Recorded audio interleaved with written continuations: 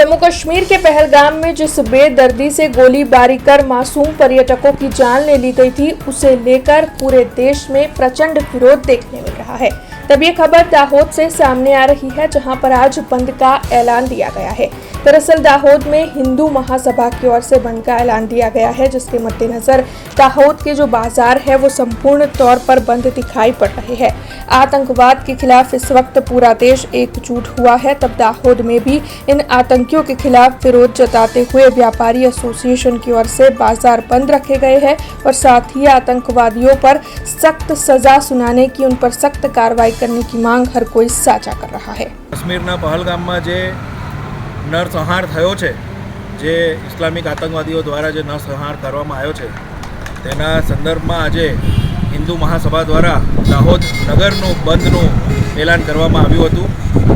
દાહોદ નગર આપ જોઈ શકો છો, જડબે સલાટ બંધ છે। એક પણ નાનામાં નાની દુકાન કે લારી ગલ્લો પણ ખુલ્લો નથી।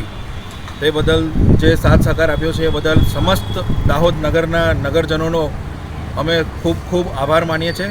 આપ સૌએ જે આ દેશ પર જે એક નીચ કૃત્ય થયું છે, જે નરસંહાર કર્યો છે, જાતિ પૂછીને, ધર્મ પૂછીને જે નરસંહાર કરવામાં આવ્યો છે, એને સખત શબ્દોમાં સમસ્ત હિન્દુ સમાજ અને સમસ્ત દાહોદ નગરના નગરજનો એને વખોડી કાઢીએ છીએ।